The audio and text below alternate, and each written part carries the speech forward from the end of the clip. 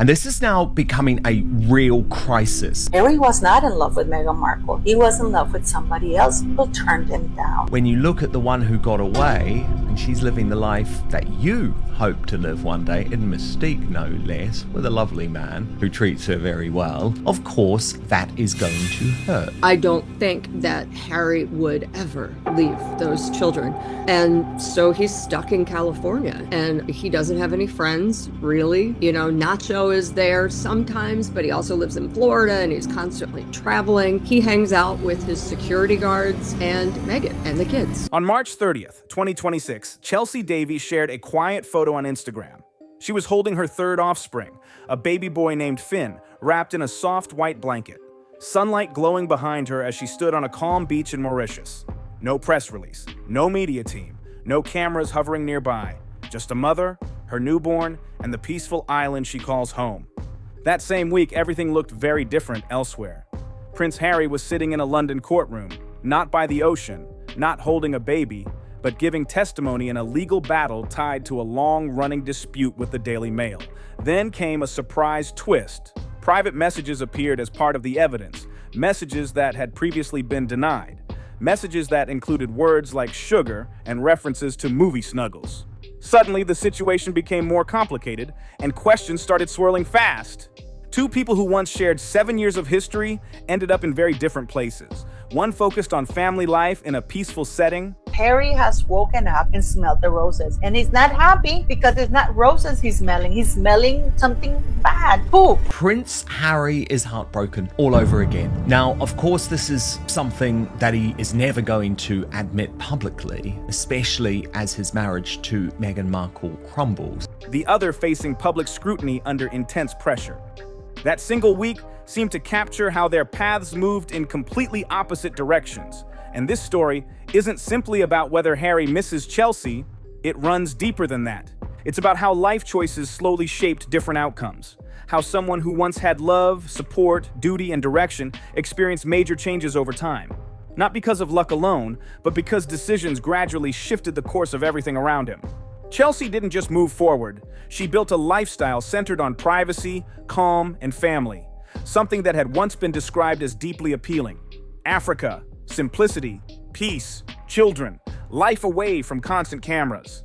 That vision became real for her. You can see it in their public appearances that this man can't even stand to look at this woman. Diana looked after him like a child. He was a child, but she had to really nurse him and hold him, and he was a damaged child from the start. Meanwhile, Harry's life moved toward California, public legal disputes, and intense global attention surrounding his marriage, with many commentators constantly speculating about its future.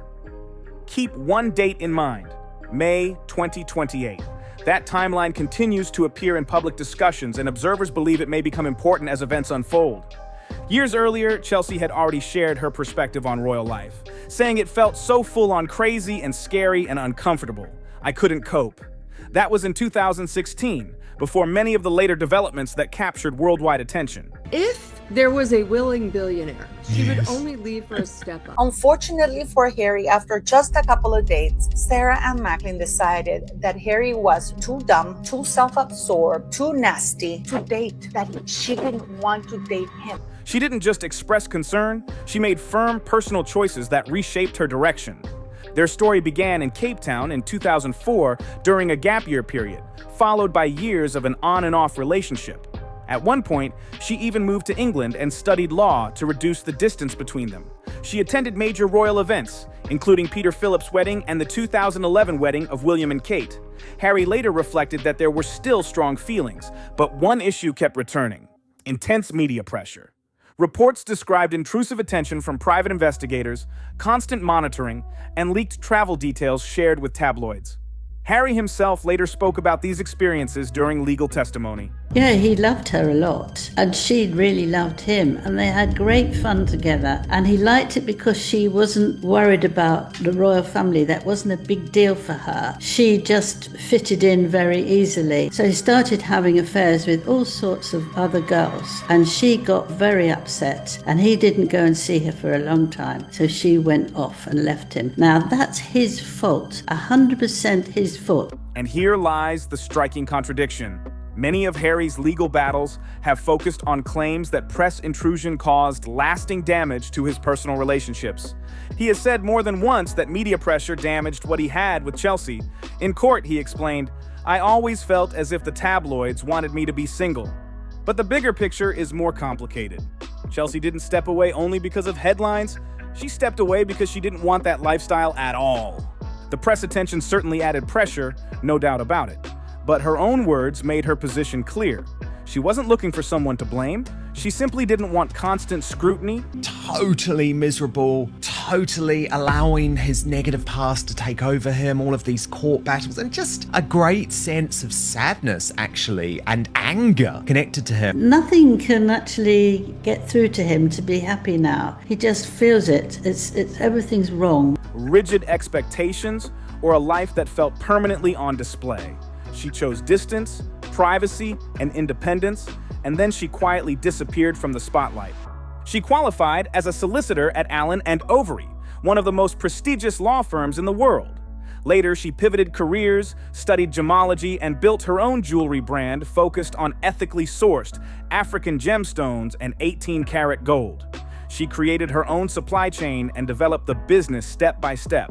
She married Sam Cutmore Scott, an Eton-educated hotel professional who manages a luxury hospitality group far away from constant public attention. We all know that that's how Meghan is. We've seen it from the very beginning. So to even say that you don't do that when we clearly can see that you have done it, you continue to do it, it just makes you out to be a liar. She was love-bombing him, completely love-bombing him, playing along with all their plans at the time.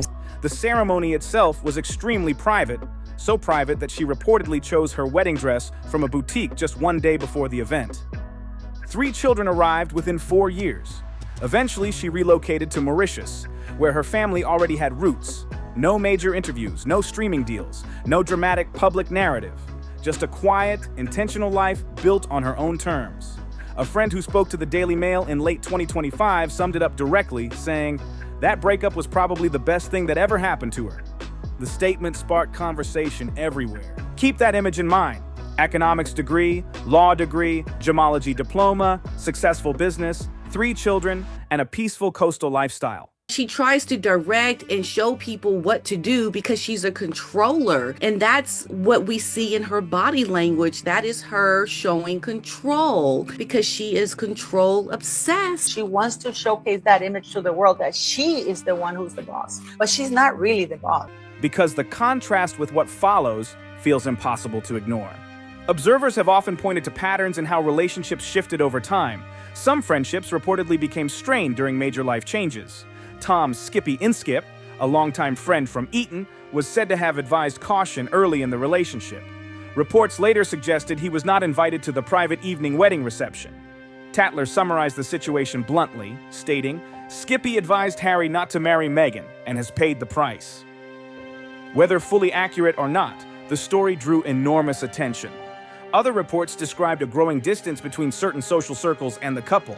Royal correspondent Katie Nichol wrote about what she described as an unspoken expectation of loyalty. We always talk about how Meghan's like, they took my voice. Well, she's taking Harry's. She's taking his voice. She's taking, his freedoms away from him to do what he wants to do. Actually had no intention of moving to South Africa with him and escaping the press and living a private life. What she always intended to do was go to California. According to these accounts, speaking publicly about private matters could lead to tension or separation.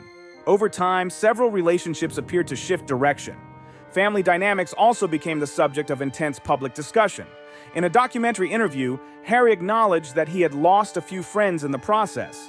Media outlets later cited claims from unnamed sources suggesting deep disagreements within the family. One widely circulated quote attributed to a close source stated, "He absolutely hates Harry." Another line repeated frequently in coverage claimed, "William will never ever forgive Harry for what he has done." These quotes fueled ongoing headlines and speculation. Even Harry's own memoir sparked reactions. In Spare, descriptions of military service drew criticism from some veterans, including former Colonel Tim Collins, who stated publicly, "That's not how you behave in the Army." The comments triggered debate about how personal experiences should be shared publicly. Looking at the sequence of events, he is Mr. Mischief. He's Mr. Traitor. He's Mr. Charlatan. He's Mr. Double Standards. He's Mr. Duplicity. He's Mr. Disloyal. He's Mr. Entitled. He's Mr. Selfish. He's Mr. Big Overgrown Baby. He's Mr. Spoiled Brat. He's Mr. World's Least Happy Millionaire. He told Nicklin that he cut off all contact with Charlotte Griffiths the day after he found out that she was a journalist. many analysts believe several major decisions shaped the outcome. Writing the memoir, participating in high-profile interviews, and publicly discussing private conflicts all played a role in changing long-standing relationships. Some connections grew stronger while others faded away. The pattern shows how quickly circumstances can shift when private matters become global conversations. Some observers claim the shift wasn't gradual disagreement. It felt more like people were simply cut off. Longtime friends seemed to disappear from the inner circle, replaced by new voices who aligned more closely with the direction things were heading. And now, Harry himself has publicly confirmed how strained certain family relationships have become. In an interview with the BBC, he openly stated that communication with his father had broken down. His exact words, "He won't speak to me because of the security stuff." That statement didn't come from rumor or speculation. It came directly from him during a recorded broadcast. Years earlier, Chelsy had already stepped away from the pressure surrounding royal life, choosing distance long before tensions escalated publicly. 16 years later, the structure she once avoided is still generating headlines, and Harry remains deeply connected to it. At this point, the story shifts from difficult to deeply complicated. Harry's legal battle with segments of the British press has become one of the defining chapters of his post-royal life. Across multiple lawsuits, reported legal costs have climbed toward an estimated £40 million. The central argument behind these cases has remained consistent, that private information could only have been obtained through improper or unlawful methods such as phone hacking, surveillance, or deceptive data gathering. A set of highly inappropriate, very flirtatious text messages sent by the Duke of Sussex to a leading British journalist, which imply not just friendship, but potentially something of a far more intimate nature. The Daily Mail left a nuclear bomb to go off at the end because Harry has said and kind of maintained that no, he has no personal relationships with the press. These are creepy, very sexualized messages towards a young woman in journalism, and Harry claims, "I found out she's a journo, I pulled the plug," but yet the evidence seems to contradict that. There have been tangible legal outcomes. He secured damages of £140,600 in a case against Mirror Group newspapers. He also reached a settlement with News Group newspapers linked to Rupert Murdoch's media empire, reportedly worth around £10 million, along with a written apology. Those were considered meaningful victories. Then came the high-profile case involving Associated Newspapers, publisher of the Daily Mail.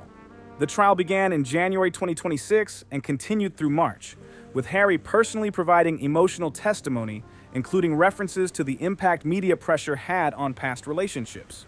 However, during cross-examination, unexpected details emerged. Charlotte Griffiths, editor-at-large of the Mail on Sunday, became part of the courtroom discussion. Under oath, Harry stated, "I met her once at a weekend." He added, "The next day after I left, I found out who she was. I had words with my friend, and that was that." When asked about possible online contact, he said he had no clear memory of communicating through Facebook. He also emphasized, "I'm not friends with any of these journalists." These statements became key moments in the proceedings. Then, on March 31st, during closing submissions, the defense presented a collection of previously undisclosed messages. According to court records, the conversation began on December 4th, 2011, with Harry initiating contact. This is a man who claims he disowned Charlotte Griffiths when he found out she's a journalist, and he's messaging her about movie snuggles. Nobody wants to deal with them because, they know that aligning yourself with Harry and Meghan is just going to bring, not good things to come your way because they're so not liked. They don't have a good reputation. Over several weeks, messages were exchanged across multiple dates. Within the correspondence, he used the word sugar, while she referred to him as Mr. Mischief and H-bomb. One message presented in court included the exact wording, "Miss our movie snuggles." Another read, "I'm off comms all week in case you think I'm being rude." He also wrote, "I've been seriously busy since I last saw, but plan on getting back in the mix for February." Phone records reportedly showed a call at 2:50 in the morning and 3 text exchanges dated June 9th, 2012. For many observers, The most striking issue wasn't the tone of the messages themselves. He was single at the time, and private communication is personal. The real focus centered on the contrast between earlier sworn statements and the later evidence presented in court. Statements such as met once, no idea about Facebook messages, and not friends with journalists suddenly became central points of intense scrutiny. The courtroom tension rose quickly as credibility became part of the broader legal debate. Every statement Harry made under oath now faces serious contradictions, thanks to evidence submitted to the same court. Alexander Larman of The Spectator put it bluntly. The messages directly challenge Harry's testimony in the witness box. Tom Sykes at the Daily Beast went even further, saying the texts actually make Charlotte Griffiths the most credible royal reporter in the case. The couple saw their deals with Netflix, Spotify, and Lemonada Media end in the last 2 years, with Spotify boss Bill Simmons calling the two fucking grifted. Penguin Random House is done with the Sussexes. It will never publish another book by them. They were financially burned. And I think Penguin is just so financially burned, they can't imagine doing anything with them again. Her defense? She obtained information through legitimate social access, not hacking. And the court now had mountains of proof supporting that claim. And here's a striking detail. In the MGN case, Harry mentioned Chelsy 118 times under oath, compared to just 5 mentions of Meghan. 118 versus 5. While Meghan stayed in Montecito, Chelsy was with her newborn in Mauritius. The court transcript paints a vivid picture. A man still haunted by the woman he lost, even as he waged a very public legal battle. He entered the courtroom already under scrutiny for credibility, and some argue he may have further wounded his own case. The ruling could take months, but the impact of March 31st is already clear. Money matters too. Some deals are drying up fast while others remain. But the real story is the shrinking landscape of revenue. Spotify is a prime example. A $20 million deal signed in December 2020 was terminated in June 2023 after just 12 episodes. Spotify executive Bill Simmons called them, in his exact words, grifters, on a public podcast reaching millions of listeners. Netflix also faced issues. The original docuseries deal was worth up to $100 million. But while Heart of Invictus overperformed, other projects like Live to Lead, polo coverage, and a cooking show barely registered. By summer 2025, Netflix downgraded from an exclusive deal to a first-look arrangement. In March 2026, Netflix pulled out as an equity partner from Meghan's lifestyle brand. Internal sentiment reportedly boiled down to 2 words: we're done. Penguin Random House also stepped back. Paula Froh, entertainment correspondent at News Nation, reported that PRH received at least 2 book proposals, one on leadership, one described as a divorce book.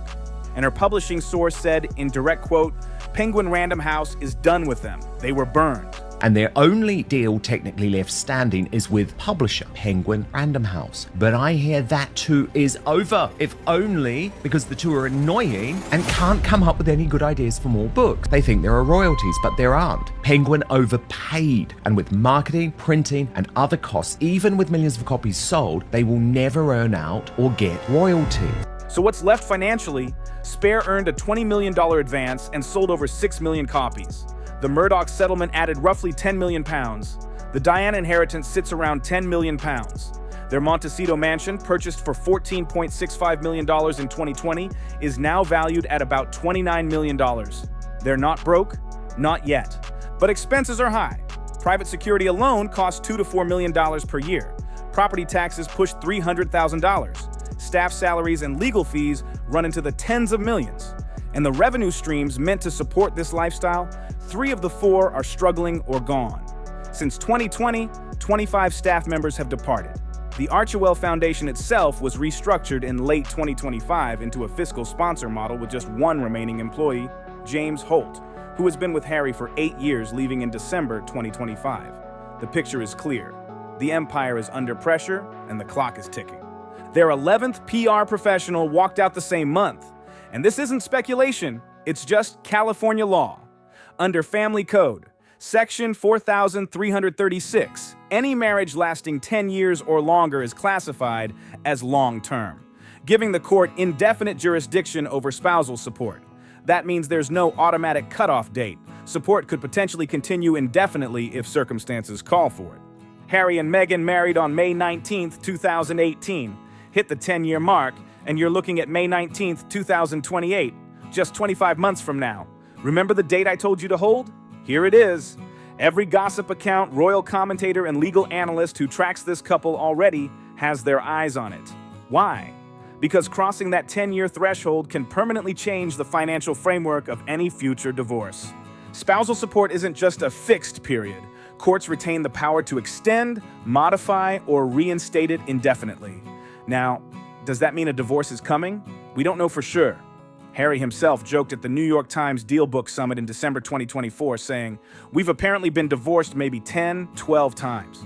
Meghan told the Jamie Kern-Lima show in April 2025, "Do I think we'll be married forever? Yes." It's usually a 6-month period for Meghan's mask to slip, and then she turns. And you can go in one day and not know anyone that you had been working with weeks before. Very significant in California. In California, if you're married for 10 years in California, everything is communal property. Oh, wow. So it doesn't matter if you have a prenup or not. After 10 years, it's communal property and you get half. She called Harry a fox and described their current phase as more of a honeymoon period. And before anyone accuses me of spinning a narrative, all of this is documented. Court records, financial filings, direct quotes, named sources. The facts are verified. The analysis, that's mine. And here's what it shows.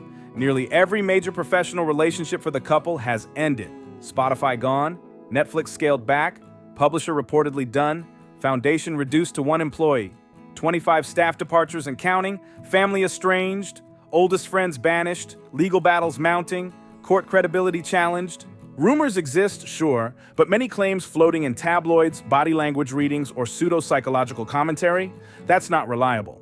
Judy James, for example, isn't a psychologist. She's entertainment commentary dressed up as expertise. But the financial trajectory, legal costs, credibility challenges, and isolation patterns, those are documented realities. Paula Fro reported that Meghan's team floated the idea of a memoir to publishers. Page 6 also reported that someone connected to her pitched a book as a divorced Duchess project. Both claims were denied by her team, but the timeline is clear. The clock is ticking. May 19th, 2028 looms, and every month leading up to it raises the stakes. Biographers have also drawn historical parallels. Prince Philip reportedly referenced Edward VIII and Wallis Simpson, an American divorcee who triggered a royal exit and decades of exile. According to Ingrid Seward, their story included estrangement, memoirs, staff disputes, and security battles. Biographer Anna Pastore-Neck described Edward and Wallis as unfulfilled jet-setters, longing to return to England. Gore Vidal recorded that the morning after their wedding, Edward reportedly turned to Wallis and asked, "And now what do we do?" The parallel is stark, dramatic, and impossible to ignore. A cautionary tale repeating itself in modern times. The contrast couldn't be clearer. Edward was king, Harry is 6th in line. The era is different. The media landscape is unrecognizable. Harry has children, commercial opportunities, and access to a global stage that Edward never had. But the emotional story, that hasn't changed in 90 years. A man giving up so much for love, then wondering if it was worth it. Chelsy Davy never wanted the crown, the cameras, or the celebrity lifestyle. She didn't chase Netflix deals, brands, or a lifestyle company called Archewell. She wanted Africa, privacy, and a life measured in sunlight, family, and quiet moments, babies, not press hits or social media impressions. And she built it all with her own hands. Harry wanted that life too. In Spare, in interviews, and in courtrooms, he said it over and over: Africa, simplicity, peace. In one witness statement alone, he mentioned it 118 times. The transcript is arguably the most honest glimpse of Harry in years, and Meghan isn't mentioned once. Public opinion tells a story too. Latest polling shows Harry at 31% positive, 60% negative. In Britain, Meghan sits at 21% positive, 67% negative. By comparison, William polls at 74% positive, Catherine at 71%. The public has spoken, and the question remains, will Harry ever recover his standing? After 6 years of courtroom battles, failed deals, and a memoir that burned bridges, he's left defending a marriage the world stopped believing in 2 years ago. Meanwhile, somewhere on a quiet beach in Mauritius, Chelsy holds her baby Finn, living the life Harry once described as a dream. She built it. She got away, and he didn't. If you've got thoughts on this, drop them in the comments. Let's hear what you think. If this breakdown opened your eyes, hit subscribe and stay tuned for more deep dives like this. Don't forget to smash that like button and share it with someone who needs to see it.